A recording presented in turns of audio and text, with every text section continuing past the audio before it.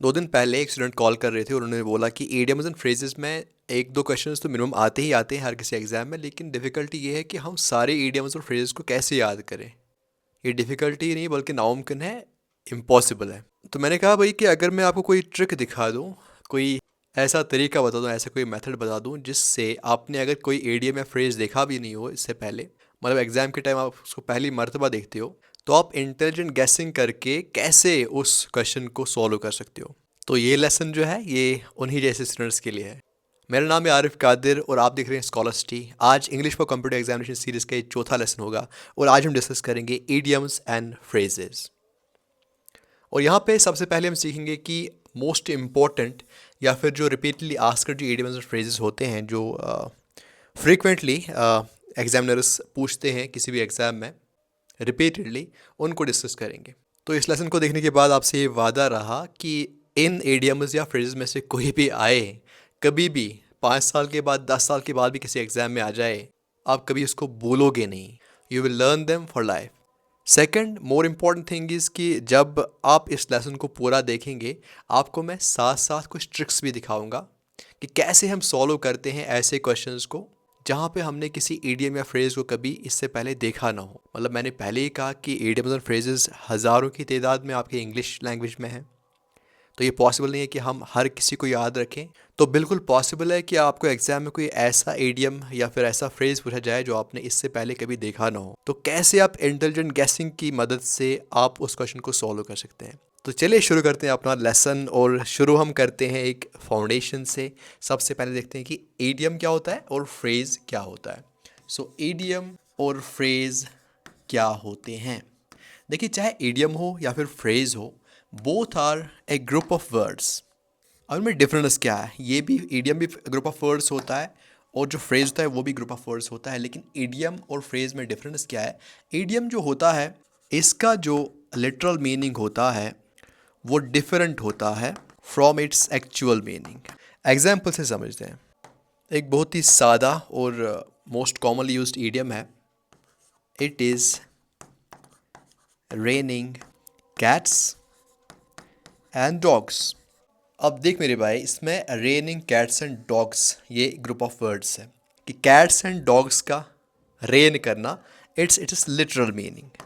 ठीक है, इसका लिटरल मीनिंग है जो इसके वर्ड्स बताते हैं। ठीक है, लेकिन एक्चुअल जो इसका मीनिंग है वो आप जानते हैं, वो हम बड़े जानते हैं कि इसका एक्चुअल मीनिंग ये नहीं है। इसका एक्चुअल मीनिंग ये है कि बारिश हो रही है, लेकिन तेज़ बारिश हो रही है। बारिश हो रही है, बहुत ही हैवी बारिश हो रही है। इसका मतलब ये नहीं है कि cats and dogs are raining. ठीक है, तो इसका मतलब ये है कि इट इज़ रेनिंग हैविली। तो इसका जो एक्चुअल मीनिंग है वो ये है कि तेज़ बारिश हो रही है, बहुत ही भारी बारिश हो रही है। ठीक है, तो इसका एक्चुअल मीनिंग और जो लिटरल मीनिंग है इसमें बहुत डिफरेंस है, और इंग्लिश में इसे यूज़ किया जाता है फॉर इट्स एक्चुअल मीनिंग। ठीक है, तो ये तो हो गया idiom. Idiom is a group of words जहाँ पे लिटरल मीनिंग जो होता है वो डिफरेंट होता है फ्रॉम एक्चुअल मीनिंग, या फिर जो एक्चुअल मीनिंग होता है it's quite different from the literal meaning. ठीक है, अब फ्रेज क्या होता है। मैंने पहले ही कहा कि phrase is also a group of words. ठीक है, ये भी एक ग्रुप ऑफ वर्ड्स है, लेकिन it as a group, this group of words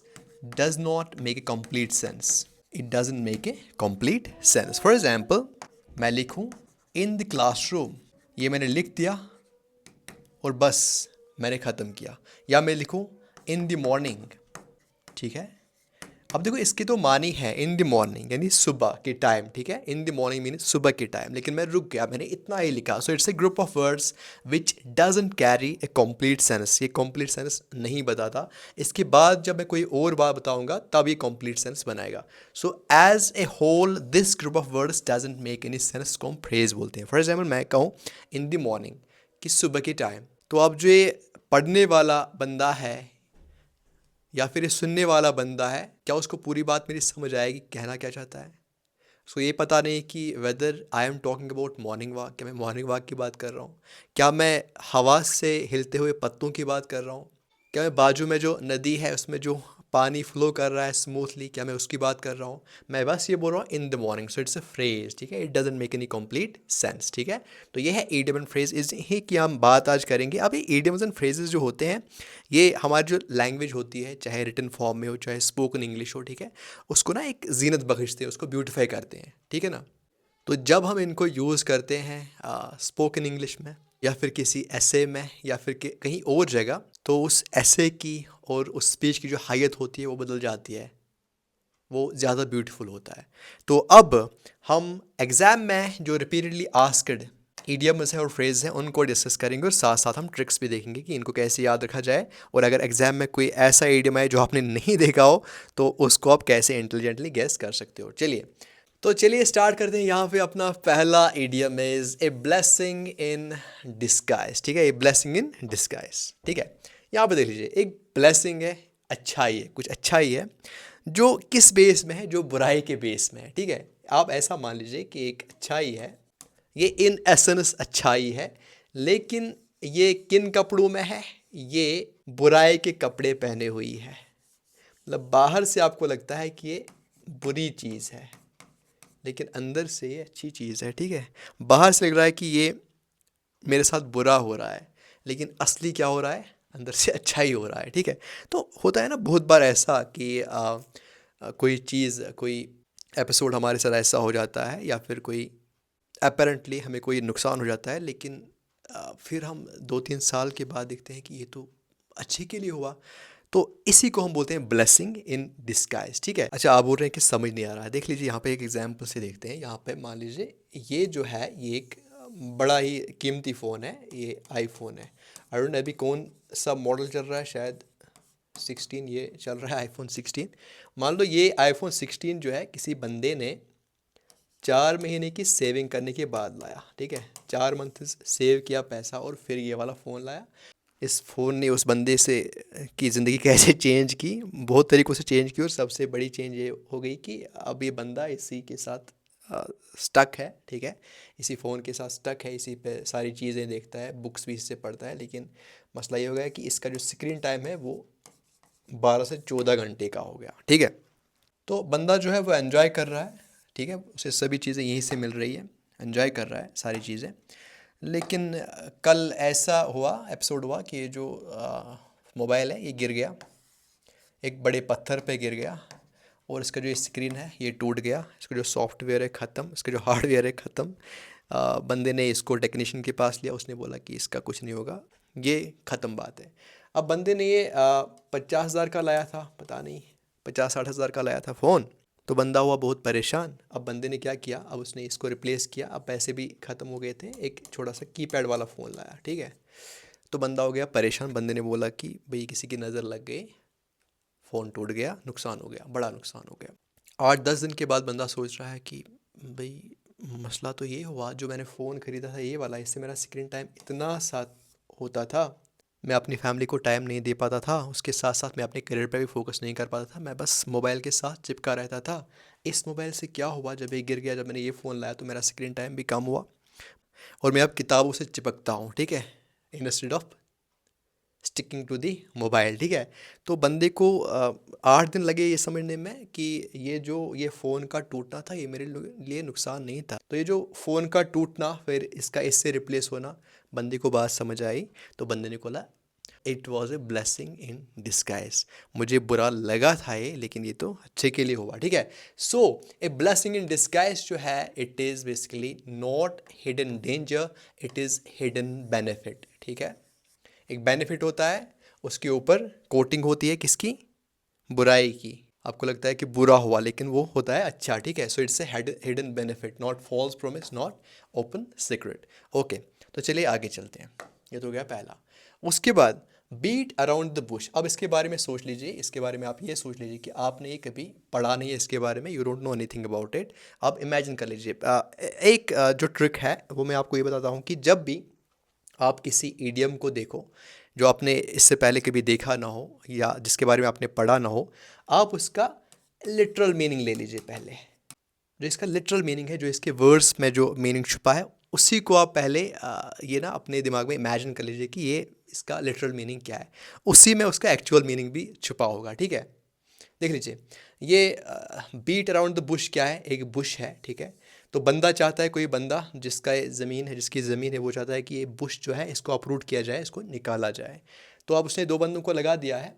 अब इन दो बंदों को करना क्या था, इनको सीधे जाना था इस बुश के नीचे, इस बुश पे कंसंट्रेट करना था और उसको निकालना था, उसको उखाड़ना था। लेकिन इसके बजाय ये कर क्या रहे हैं, they are beating around the Bush.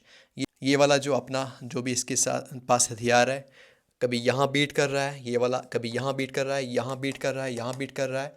So they are beating around the bush. वो बुश पे कॉन्सेंट्रेट न करते हुए they are beating around the bush, मतलब जो काम इनको करना चाहिए था वो ये नहीं करते। ठीक है, तो आपको इससे मुझे लगता है कि समझ आया होगा कि व्हाट डज दिस मीन। ठीक है, does it mean speak loudly? बिल्कुल नहीं। Does it mean to criticise? No. Does it mean to argue? No. It means to avoid the point. ठीक है, जिस पॉइंट पे आपको कंसंट्रेट करना था, जिस काम पे आपको कंसंट्रेट करना था, वो काम आप नहीं कर रहे।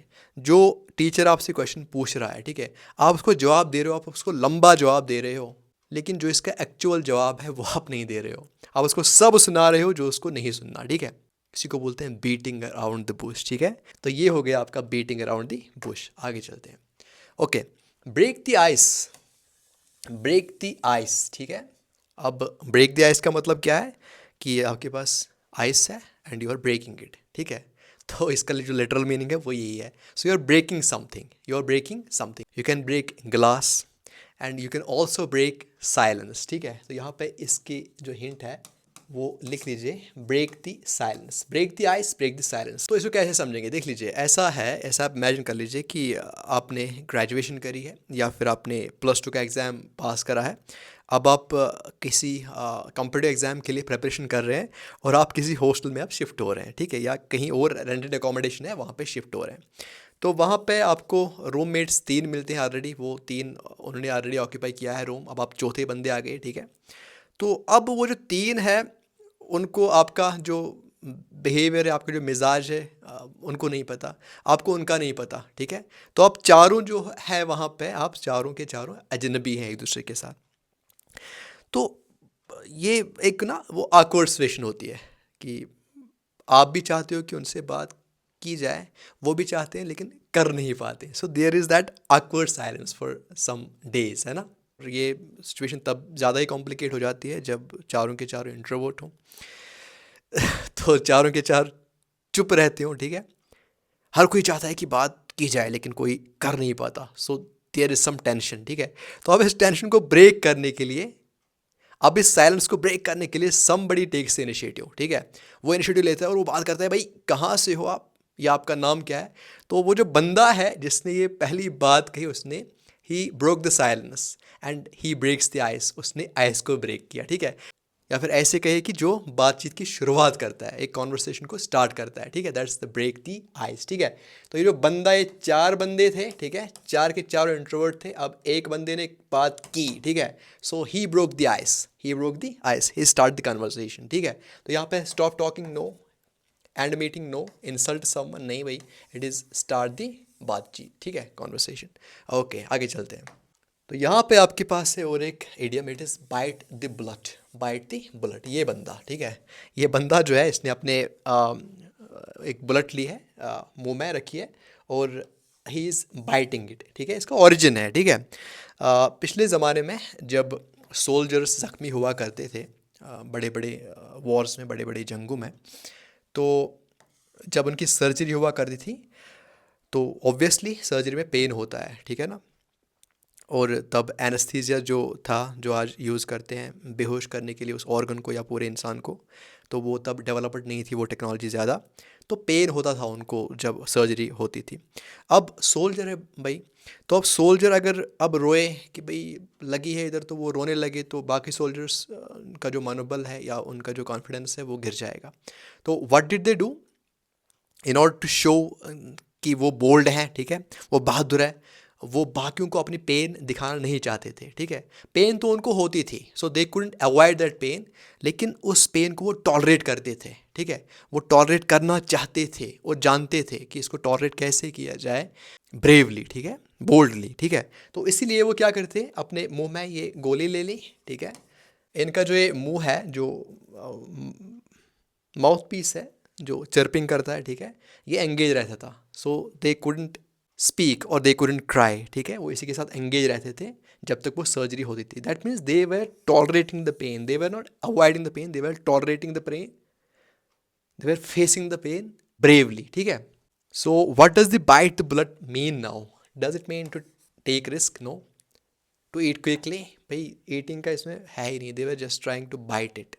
Avoid pain? नो, पेन तो होता था तब भी, but they were trying to face the pain bravely. So it means to face the difficulty bravely. So if somebody tells you here she is going to bite the bullet, it means कि वो तैयार हैं to face any difficulty bravely, ठीक है। तो आगे चलते हैं, यहाँ पे देख लीजिए, ये इंटरेस्टिंग है, cost N arm and A leg, ठीक है। कॉस्ट की बात हो रही है, प्राइस की बात हो रही है भाई, प्राइस की बात हो रही है, किसी चीज़ की कीमत की बात हो रही है, ठीक है। Cost N arm and A leg, किसी चीज़ की कीमत है कितना, एक आर्म जितना और एक लेग जितना। भाई एक बंदा है यहाँ पे, इसकी दो टांगें और दो बाजू है, ठीक है। अब एक बंदा आता है, बोलता है कि भाई आपका ये बाजू इसको कट करते हैं और ये जो ये वाली टांग है इसको कट करते हैं और आपको 1 करोड़ रुपए देते हैं इसके बदले। बंदा मानेगा? नहीं मानेगा। क्यों नहीं मानेगा? क्योंकि ये चीज़ें ऐसी हैं इनकी कोई कीमत नहीं है, या फिर ऐसे कहें कि ये बहुत कीमती चीज़ें हैं, है ना, जो ऊपर वाले ने हमें दी है, ठीक है। तो इसका मतलब ये है कि जब हम ये कहें कि cost N arm and A leg, किसी चीज़ की कीमत इतना होना, तो इसका मतलब ये है कि बहुत ज़्यादा कीमत होना, है ना। बहुत ही सिंपल है ना। तो बताइए इसका मीनिंग क्या होगा? Very cheap? भाई बहुत ही चीप है, बहुत ही कम दामों में आपको मिलेगा? बिल्कुल नहीं। Affordable? Can you afford it? No. Borrowed? No. It is extremely costly. When something is extremely costly, you use this one, cost an arm and a leg, ठीक है। चलिए आगे चलते हैं, cut to the chase, cut to the chase. अब ये ज़्यादा use होता है जहाँ पे फिल्म मेकिंग होती है, वहाँ पे जब कोई फिल्म बनाते हैं या कोई डॉक्यूमेंट्री बनाते हैं, उसमें बहुत ज़्यादा वीडियोस फिर बन जाते हैं, फुटेज बन जाती है या फिर डेटा उसमें बन जाती है। तो फिर हम क्या करते हैं, फिर एडिटिंग हो जाती है। जैसे ये वीडियो भी चल रहा है, इसमें कुछ इररिलेवेंट चीज़ें भी आ गई, कहीं कहीं पे पॉजेज आ गए, ठीक है। सो वो पॉजेज आपको नहीं दिखेंगे, वो जो इररिलेवेंट चीज़ें वो आपको नहीं दिखेंगी। क्यों? क्योंकि यहाँ पे हम कॉन्सेंट्रेट करेंगे उन चीज़ों पे जो रेलेवेंट है, ठीक है। तो फिल्म मेकिंग में भी ऐसा ही होता है, जो चीज़ें रेलेवेंट होती हैं वो रखी जाती हैं, बाकी जो होती हैं वो कट की जाती हैं। तो जो चीज़ हमें चाहिए we will try to reach that, ठीक है। जो पॉइंट मुझे चाहिए I will try to reach that immediately, ठीक है। तो उसी को बोलते हैं कट टू द चेज, ठीक है। So does it mean avoid the topic? No. Does mean run fast? No. Does mean repeat? No. It means to get to the point, जो पॉइंट है वहाँ पे आप जल्दी आ जाइए। अभी कहाँ पे यूज़ हो सकता है? फॉर एग्जांपल आपके पास कोई मीटिंग चल रही है, तो मीटिंग में आपको दो चीज़ों के बारे में डिस्कस करना है, point 1 and point 2, it can be anything. अब एक बंदा जो है वो दलीलें पेश कर रहा है, वो बैकग्राउंड में ये चीज़ें हैं, पहले हम इसको समझते हैं फिर इसको समझते हैं, इसको समझने के बाद हम पॉइंट 1 को डिस्कस कर सकते हैं, पॉइंट 2 को डिस्कस कर सकते हैं। बाकी जो मीटिंग में है वो बोर हो गए, ठीक है, क्योंकि उनको पता है कि ये सारी चीज़ें हमें पता है, हम बच्चे नहीं, हमें ये सारी चीज़ें पता है पहले से ही। सो दे वॉन्ट कि जो पॉइंट्स है, जो मेन पॉइंट्स हैं, उन्हीं पे हम कंसंट्रेट कर ले सीधे, हम कोई बैकग्राउंड यहाँ पे जो भी चीज़ें हैं वो हम डिस्कस न करें, टू सेव एवरीबडीज़ टाइम, ठीक है। तो वो उनको बोले कि भाई कट टू द चेस, आप सीधे पॉइंट पे आ जाओ, ठीक है, बाकी जो चीज़ें हमें पता है, आपको भी पता है।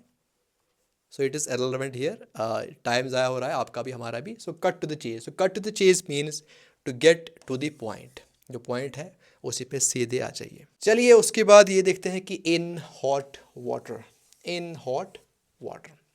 तो यहाँ पे आप देख लीजिए केटल है, ठीक है, इसमें उबला हुआ पानी है या फिर उबला जल बोल लीजिए, ठीक है, उबला हुआ जल है, ठीक है।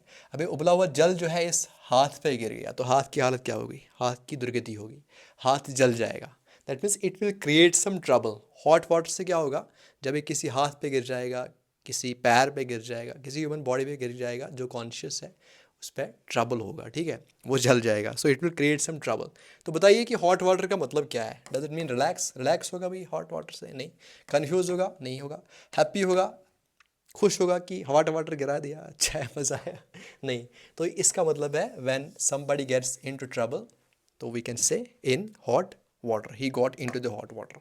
उसके बाद spill the beans, spill the beans, ठीक है। अब ये बीन्स है एक बैग में रखी गई है, ठीक है, ये बीन्स हैं, ये बैग में रखी गई है, ठीक है। सो इट इज़ समथिंग जो अभी तक सेफ है, it is safe. It mean suppose कि कोई बात है जो बाकी को पता नहीं है, ठीक है, ये इसमें सेफ है। सो ये बीन्स जो है एक बैग में है अभी, तो ये सेफ है। अब ये जो बैग ये टूट गया, बंदा जो है जिसके पास ये था या वो गिर गया या कुछ चीज़ें हैं, तो उससे क्या हो गया, ये जो बीन्स हैं ये बिखर गई, ठीक है। तो अब सबको पता चला कि इस बैग में क्या है, इस बैग में बीन्स है, ठीक है। पहले पता नहीं था किसी को कि इसमें है क्या, अब सबको पता चला कि इसमें बीन्स है, ठीक है। तो बीन्स जो है बिखर गई। तो इसका मतलब ये है कि जो चीज़ अभी तक सेफ थी अब वो सेफ नहीं रही।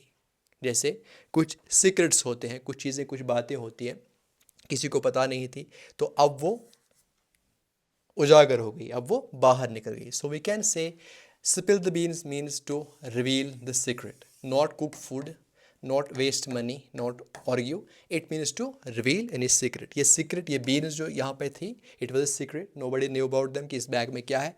अब ये बिखर गई तो एवरीबडी न्यू कि ये है क्या। उसके बाद ये वाला back to square one, back to square one, आप स्क्वायर वन वापस जा रहे हैं। तो यहाँ पे आप देख लीजिए कि स्क्वायर वन इसका ओरिजिन क्या है, स्क्वायर वन कहाँ से आया, बैक टू स्क्वायर वन कहाँ से आया। इट्स बेसिकली फुटबॉल में, फुटबॉल का जो ग्राउंड होता है वहाँ पे जो देखने वाले होते हैं या जो एक्सपर्ट्स होते हैं फुटबॉल के, वो जो ग्राउंड होता है उसको वो 8 हिस्सों में या फिर 8 स्क्वायर्स में डिवाइड करते हैं, ठीक है, equal squares, starting from 1 2 3 4 5 6 7 to 10, ठीक है। तो गेम जो है वो स्टार्ट होता है फ्रॉम स्क्वायर वन, ठीक है। तो अब जो आप बोलते हैं कि बैक टू स्क्वायर वन, मतलब आपने गेम स्टार्ट किया और फिर आप वापस आ रहे हैं स्क्वायर वन तक, मतलब आप फिर इसको, you are starting it anew, आप दोबारा से इसको स्टार्ट कर रहे हैं, ठीक है। So when you get back to square one you are starting something anew, आप किसी चीज़ को दोबारा फिर स्टार्ट कर रहे हैं, रिस्टार्ट कर रहे हैं। So it means to start again, not to win the game, not to fail partially, not to pause work, ठीक है। So it means to get back to the initial position, okay. उसके बाद under the weather, under the weather, ठीक है। यहाँ पे ये वाली, ये नाव आप याद रख लीजिए, ये पुराना जो समुद्री जहाज़ है वो है। तो अब जो सेल करते थे तब, आज तो टेक्नोलॉजी फास्ट है, ठीक है, तब बहुत टाइम लगता था from to sell from one area to another और to sell from one country to another country. तो उससे क्या होता था कि बीच में इनको जो एडवर्स वेदर कंडीशंस थी वो पेश आती थी, और उससे वेदर से क्या होता था, जो बैड वेदर होता था उसका मतलब ये था कि वो बीमार भी पड़ जाते थे कभी कभी। तो फिर इसको अवॉइड करने के लिए, बीमार हो जाते थे ताकि वो ज़्यादा बीमार ना हो जाए, दे यूज़ टू गेट डाउन, जो डेक होता है इसका शिप का उसके नीचे आते थे, वहाँ पे आराम करते थे। तो यहाँ पे याद रखना कि bad weather means bad health, ठीक है, यहाँ से ओरिजिन है, ठीक है। So under the weather means to get sick, ठीक है, बीमार पड़ जाना। Not angry, not lazy, not energetic, ठीक है। आगे चलिए, a piece of cake, piece of cake, ठीक है, पीस ऑफ केक। देखो भाई, पीस ऑफ केक जो होता है it is easy to eat, ठीक है, चाहे वो ब्रेड पीस हो या फिर जो केक का पीस हो, it is easy to eat, ठीक है, बहुत ही ईजी होता है, इसलिए बच्चे भी इसको पसंद करते हैं। तो इसका और एक ओरिजिन भी है, जो पिछले ज़माने में स्लेव्स हुआ करते थे, उनको कभी कभी मनोरंजन के सामान के तौर पे भी यूज़ किया करते थे, बाकी जो उनके जो ओनर्स हुआ करते थे, ठीक है। तो वो इनको क्या कहते थे, they advise them to dance, ठीक है, एक छोटा, एक आसान सा डांस उनको बोलते हैं कि आप डांस कर लीजिए, या फिर एक केक वॉक कर लीजिए, केक वॉक होता है, ठीक है, आप वो कर लीजिए, तो आपको उसके बाद एक केक मिलेगा। That means they were given menial task, an easy task do, और उसके बाद उनको इनाम मिलेगा, केक मिलेगा उनको। तो इसका ओरिजिन ये है। तो इसका मतलब ही ये है कि एक इजी टास्क, ठीक है। इफ़ समबडी सेज कि पासिंग दिस एग्जामिनेशन इज़ एक piece of cake for me, तो उसका मतलब ये है कि इस एग्ज़ाम को पास करना मेरे लिए ये मेरे लिए बहुत ही ईजी टास्क है, ठीक है। So piece of cake is when the task is so easy. So piece of cake is easy, not difficult, not rare, not uncertain, ठीक है। पीस ऑफ केक बहुत ही ईजी। आगे चलिए, out of the woods, woods यानी जंगल, ठीक है। तो जंगल में क्या है, जंगल में जंगल का राजा है, लायन, टाइगर है, भालू है, और बाकी जितने भी जंगली जानवर हैं वो इस जंगल में है। तो कोई जंगल में घुस गया तो वो अनसेफ है। क्यों अनसेफ है, खतरे में क्यों है, क्योंकि वहाँ पे इतने खतरे हैं, खतरनाक जानवर हैं। अब अगर कोई बंदा जो है वो इस जंगल से निकल गया, when he or she gets out of the woods, that means he becomes safer, ठीक है, वो सेफ हो जाएगा, वो खतरे से बाहर निकल आएगा। जंगल के अंदर खतरा है, इनटू द वुड्स खतरा, outside the woods, out of the woods safety है, ठीक है। सो ये सिंपल है, getting out of the woods means not getting into danger, getting safe, this one, not lost, not angry. Okay, आगे चलिए। यहाँ पे जो हमारे कारपेंटर भाई हैं, ठीक है, या हम भी कभी कभी पार्ट टाइम ये काम करते हैं, hit the nail on the head, ठीक है। एक नेल है, एक कील है, तो इसको हिट करना है, ठीक है, इसको हिट करना है ताकि ये कील जो है लकड़ी के अंदर चला जाए फॉर मजबूती जो भी चीज़ें हैं, ठीक है। तो अभी जो हैमर इस पर हम लगाते हैं, कभी कभी यहाँ से लगता है, ठीक है, वो ठीक नहीं है, उससे ये सारा का काम जो है वो बिगड़ जाएगा, वो डिफ़िकल्ट हो जाएगा। कहीं यहाँ से लगता है कभी, तो उससे भी बिगड़ जाएगा। जब ये हैमर इस बराबर इस हेड पे लगता है, ठीक है, तब जो ये कील है ये घुस जाती है इस लकड़ी में। दैट मीन्स तब ये जो काम है ये परफेक्ट होता है, ठीक है। तो परफेक्ट काम के लिए इस हैमर का इस हेड पे लगना ज़रूरी है, ठीक है। So so when the nail gets hit on the head, जब ये हेड पे हिट करता है, इससे कि काम जो है परफेक्ट हो गया, ये जो कील है ये घुस जाएगी पूरी इस लकड़ी में, ठीक है। सो कैन वी से hit the nail on the head means almost right, तकरीबन, पूरा राइट नहीं, नहीं, इट मीन्स एग्जैक्टली राइट, ठीक है, परफेक्टली राइट। जब काम परफेक्टली राइट हो जाए then it is hit the nail on the head, not careless, not emotion, यहाँ पे इमोशंस की कोई बात नहीं है। चलिए आगे चलते हैं। उसके बाद देखते हैं go to the extra mile, go to the extra mile. अब इसका लिटरल मीनिंग क्या है कि बंदे को बोला गया कि आपको 5 किलोमीटर चलना है रोज़, लेकिन ये बंदा क्या करता है, ही रन एक्स्ट्रा माइल, ये 6 किलोमीटर चलता है, ठीक है। तो इसका मतलब ये है कि somebody is putting some extra effort. किसी बंदे का कोलेस्ट्रॉल लेवल जो है वो ज़्यादा हो गया, फैटी लिवर आ गया, ठीक है, ट्राइग्लिसराइड्स ज़्यादा हो गई, डॉक्टर ने बोला कि भाई आपको एक काम करना है, आपको समोसे नहीं खाने हैं, एक बात, और आपको 5 किलोमीटर दौड़ना है रोज़। तो ये बंदा क्या करता है, बहुत डरा हुआ है, सहमा हुआ है, बोल रहा है कि मुझे 1 महीने में नहीं, मुझे 15 दिन में ही रिजल्ट चाहिए, वरना पता नहीं मर जाए क्या हो जाए। तो बंदा समोसे तो छोड़ता ही है, साथ साथ ये खाना भी कम खाता है, ये खाना भी जो हेल्थी चीज़ें हैं वो भी ये नहीं खाता, ठीक है, ये पानी पे गुजारा करता है। So he is putting some extra effort, ठीक है। बंदे को बोला गया 5 किलोमीटर चलो, ये चलता है 6 किलोमीटर, और साथ साथ ये 100 पुशअप्स भी करता है रोज़, ठीक है। So he is putting some extra effort, इसी को बोलते हैं गो द एक्स्ट्रा माइल, ठीक है। So go the extra mile does it mean quit, no. Does it mean ignore, no. Does it mean rest, no. It means to put some extra effort for fast results et cetera. तो चलिए next हम देखते हैं, ये interesting है, a storm in a teacup. ये teacup है, teacup का साइज़ कितना, इतना, ठीक है, इतना टी कप का साइज़, लेकिन इसी टी कप में एक छोटे साइज़ में एक स्टॉर्म, ठीक है, एक बड़ा तूफान है। इसकी एग्जाम्पल आप ऐसे ले लीजिए कि कोई बंदा है, उसको थोड़ा सर दर्द हो गया, ठीक है। तो सर दर्द है, कॉमन हैंग हो सकता है, डिहाइड्रेशन से भी हो सकता है, और बहुत ही छोटी चीज़ है, ठीक है। लेकिन ये बंदा जो है ये गूगल पे गया, ये परप्लेक्सिटी पे गया, ये जेमिनी पे गया, चैट जीपीटी पे गया, वहाँ पे देखा कि ये जो सर दर्द है किस किस चीज़ से होता है। तो वहाँ से कुछ बहुत सारी चीज़ें आ गई। किसी ने बोला कि ये जो सर दर्द है ये इस कंडीशन का सिम्टम है, किसी ने बोला कि इंटेस्टाइनल इन्फेक्शन अगर ख़तरनाक हो तो उससे ये हो सकता है, तो किसी ने बोला कि अगर ट्यूमर हो सर में तो उससे भी सर दर्द हो सकता है। तो बात तो छोटी है, सर दर्द है, ठीक है, लेकिन बंदे को पहली बार हुआ और उसने जब इसके बारे में पढ़ा तो तूफ़ान आ गया। उसने अपने सारे स्कैनर्स करवा दिए, घर में कोहराम मचा दिया, सर दर्द है, छोटी तो बात है, लेकिन रिसर्च में ऐसा ऐसा आया है, वो है ये है, तो एक छोटी सी बात उसका बतंगड़ा बना दिया गया, ठीक है। तो एक छोटा सा इशू उससे एग्जैजरेट कर दिया गया। इसी को बोलते हैं ए storm in a tea cup, ठीक है। क्या ये बिग इशू है? नहीं, भाई छोटी प्याली है, उसमें स्टॉर्म है, बिग इशू नहीं है। स्मॉल इशू एग्जैजरेटेड, एक छोटा सा इशू है, एक छोटी सी प्रॉब्लम है, उसको ऐसे पेश किया जा रहा है जैसे बहुत बड़ी प्रॉब्लम हो, इतनी बड़ी प्रॉब्लम दिखाया जा रहा है। ठीक है, so this is this one, small issue exaggerated. Natural disaster no, political issue माफ कीजिए। उसके बाद ये वाला call it a day, call it a day. ठीक है,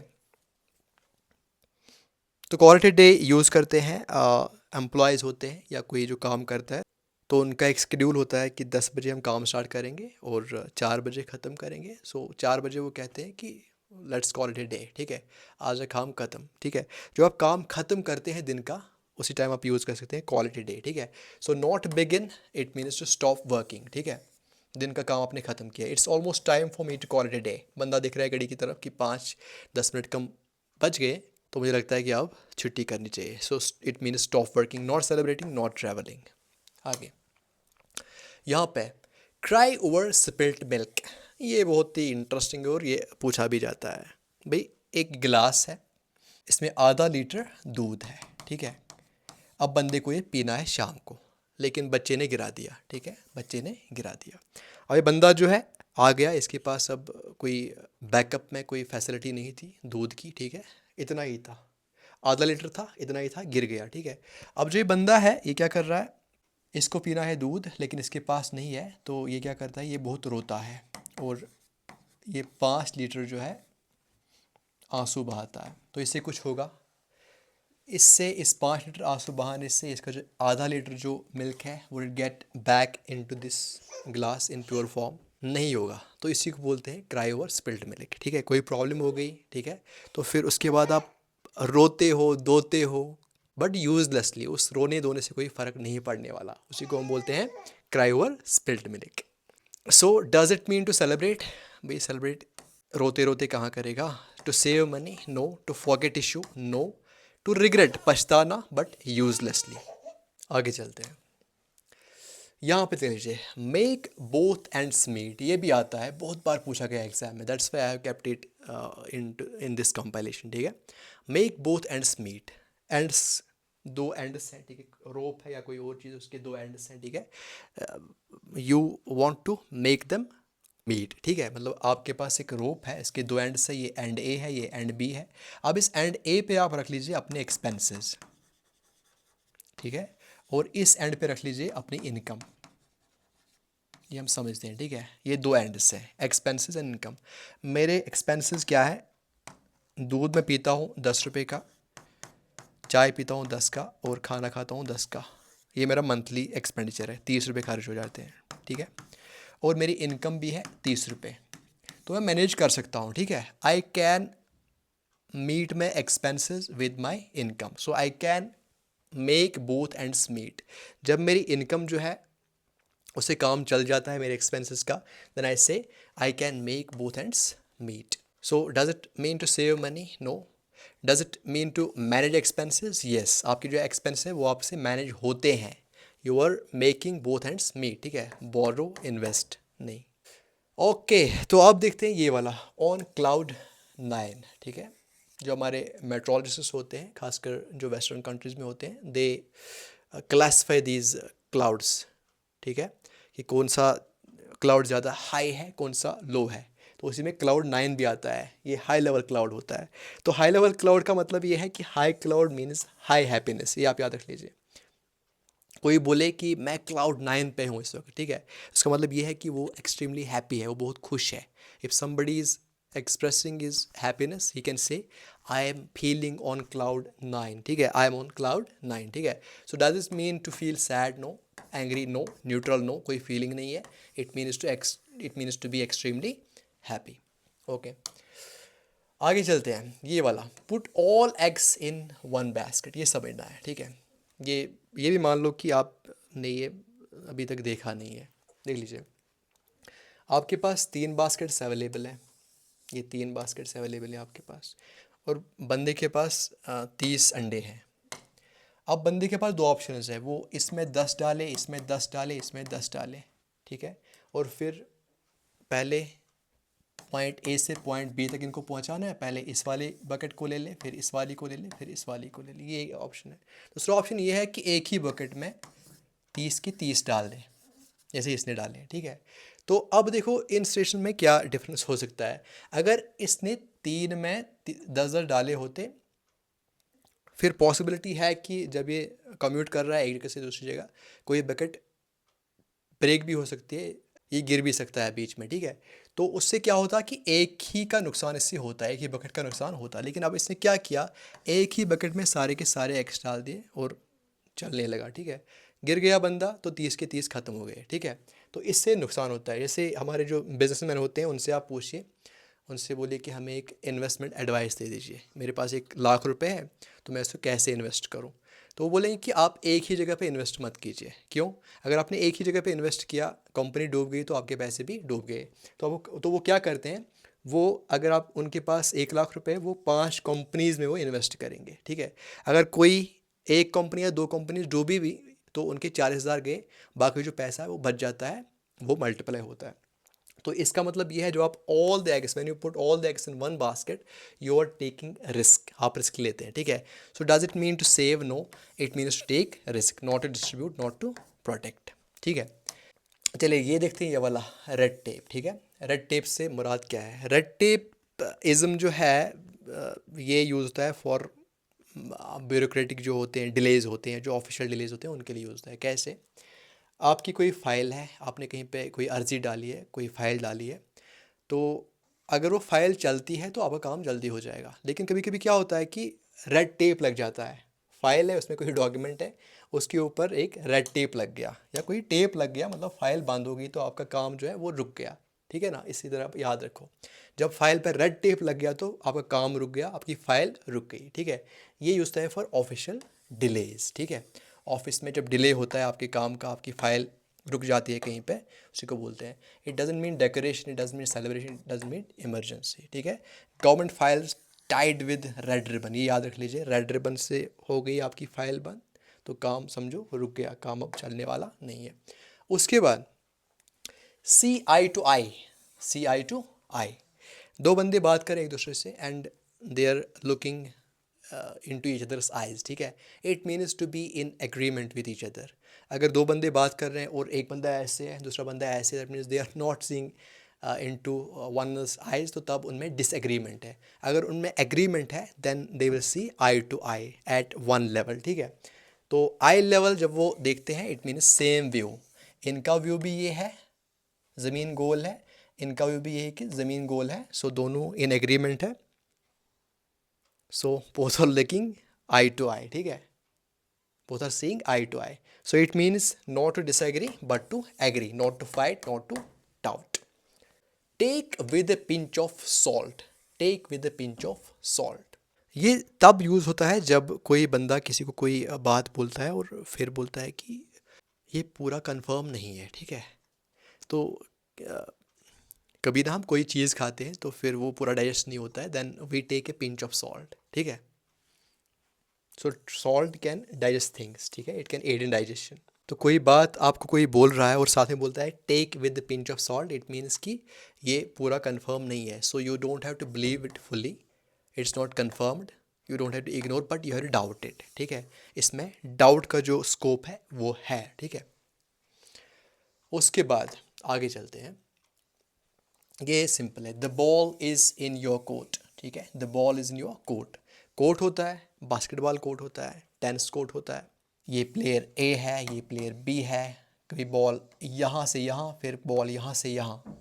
तो जब बॉल यहाँ पे आती है तो इनकी टर्न आती है, फिर ये इसको धकेलते हैं इस वाले पार्ट ऑफ कोर्ट में, फिर इनकी टर्न आती है। दैट मीन्स जब मैंने किसी के कोर्ट में बॉल डाल दी तो मैंने उनको कहा कि अब आपकी टर्न है, मतलब मैंने तो अपना बोला, ठीक है, अब आपकी टर्न है, अब आप अपना ओपिनियन जो है वो जाहिर कर लीजिए। सो it means it's your turn, ठीक है। The ball is in your court, it's your turn, ठीक है, आपकी टर्न है अब। टर्न है ब्लाइंड आई, टर्न है ब्लाइंड आई, आपके सामने ना कुछ हो रहा है, ठीक है, कोई भी चीज़ हो सकती है, ठीक है। तो आपने क्या किया, आपने अपनी आंखें बंद की, तो इसका मतलब ये है कि you are ignoring that situation, चाहे वो सिचुएशन ठीक हो या ठीक ना हो, you are just trying to ignore that, you are putting a mask on your eyes, ठीक है। So turn a blind eye means not to notes, not to support, not to cry, but to ignore. उसके बाद upset दी Apple cart. देखो भाई, आपके पास एक cart है, इस पे आपने एप्पल्स डाले हैं और इन एप्पल्स को आपने सजा के रखा है, ठीक है ना। अब कोई बंदा जो है वो इस एप्पल कार्ट को अपसेट करता है, इसको गिराता है या कुछ भी चीज़ कर सकता है जिससे एप्पल्स का जो इक्विलिब्रियम बन गया था यहाँ पे वो बिगड़ जाता है और सारे के सारे एप्पल्स जो होते हैं वो नीचे गिर जाते हैं। Does it mean to improve? No. Apples जब फॉल हो जाते हैं तो उससे एक मैस क्रिएट होता है। Does mean decorate? No. Does mean to ignore? No. It means to rein the plan. आपने एक प्लान बनाया था, आपने इसको सजाया था, तो आप किसी ने इस एप्पल कार्ट जो आपकी है इसको अपसेट कर लिया, that means the plan has been ruined. उसके बाद at the drop of a hat, at the drop of a hat, इसके सर के ऊपर एक हैट है, ये ड्रॉप हो गई, नीचे गिर गई।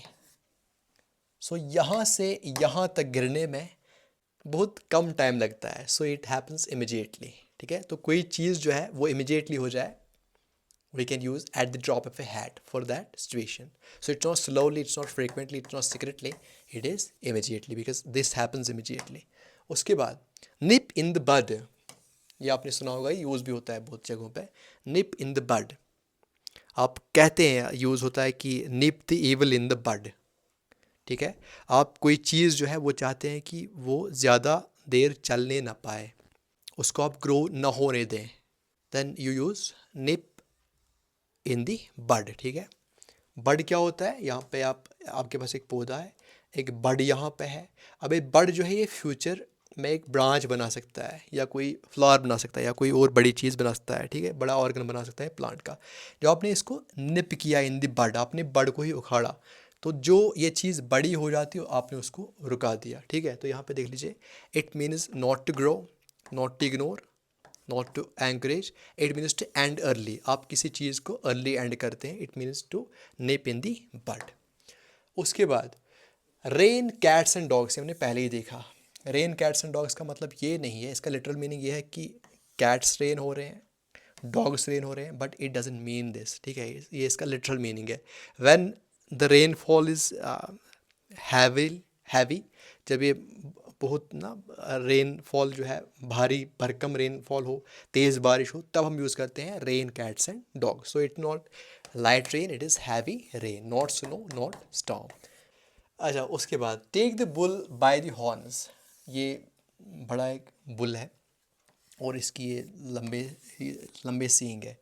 तो 90% जो बंदे हैं जो इसको देख रहे हैं तो वो पीछे से ही भाग जाएंगे। अब कोई एक आदमी होगा जो इसके सामने आ जाएगा और फिर बहुत कम माइनॉरिटी ऐसे इंसान हो सकते हैं जो इसको, इन सींगों को पकड़ के इससे फाइट कर सकते हैं। इट मीन्स कि वो बंदा जो होगा वो बहुत ही ब्रेव होगा, ठीक है, वो बहुत ही बोल्ड होगा, ठीक है। So does it mean to avoid? No. Does it mean fear? No. Does it mean to delay? No. It means to face boldly, ठीक है, टू फेस बोल्डली, किसी सिचुएशन को, किसी खतरे को बोल्डली फेस करना, उसके लिए हम यूज़ कर सकते हैं to take the bull by the horns. उसके बाद bite off more than you can chew, ठीक है। आपका मुंह जो है वो इतना बड़ा है, ठीक है, तो इसमें च्यूइंग कैपेसिटी जो है, आप कितना च्यू कर सकते हैं वो इतना आ सकता है, यू कैन च्यू दिस, ठीक है। अब किसी बंदे ने इतना मुंह लेके वो चाहता है कि वो इतना च्यू करे, is it possible? Is possible? It's not possible, ठीक है। पहला ऑप्शन टुक मैनेजेबल वर्क, आप इतना काम करते हो जो आप मैनेज कर सकते हो, मैनेज नहीं कर सकते हो, so this one. Refuse responsibility, no, कोई रिलेशनशिप है ही नहीं। टुक एक्सेसिव वर्क, ठीक है, आप इतना च्यू कर सकते थे, आप इतना काम ले सकते थे, इसको एफिशिएंटली कर सकते थे, लेकिन आपने इतना ले लिया, ठीक है, आपने ज़्यादा काम ले लिया। सो ये वाला टू टेक एक्सेसिव वर्क, ठीक है, it means to bite off more than you can chew, finished easily, no, this one is right answer. Come what may, कुछ भी हो जाए, आ जाने दो, ठीक है, वो आ जाए, ये आ जाए, I will do it, ठीक है। So it doesn't mean only if lucky, it means no matter what, कुछ भी हो जाए I will do it, if supported, if easy, no, whatever comes, ठीक है। उसके बाद cry for the moon, cry for the moon, भाई ये है यहाँ पे अर्थ, यहाँ पे बैठा है एक बंदा, वो है यहाँ पे है चांद, मून। बंदा जो है, बंदे को चाहिए मून, ठीक है। Is it possible? बंदा कितना भी रोए, क्या मून कोई कभी हासिल कर सकता है? नो। तो ये बंदा जो है, ये मून के लिए क्राई कर रहा है, लेकिन इसको ये कभी मिलने वाला नहीं। So he is asking for something which can never be his, ठीक है, जो उसका कभी हो नहीं सकता, ठीक है। So he is asking for something impossible, ठीक है। बाकी जो ऑप्शन हैं ये इनकरेक्ट है। तो लास्ट वाला ये इन कोल्ड ब्लड, ठीक है, इन कोल्ड ब्लड। तो ये हम यूज़ करते हैं, जैसे यहाँ पे इस सेंटेंस में है, the crime was committed in cold blood, ठीक है। बहुत ही बेरहमाना अंदाज से जब कोई काम किया जाए उसको हम बोलते हैं इन कोल्ड ब्लड, ठीक है। मर्डर के लिए यूज़ होता है, ठीक है। Accidentally no, under pressure no, secretly no. It means emotionlessly, बिना किसी इमोशन के, बिना किसी रहम के, ठीक है, इसको बोलते हैं in cold blood. So it was a bit about some of the important and repeatedly asked idioms and phrases. In the next lesson, we'll be talking about homographs, homophones, and homonyms. Till then, goodbye.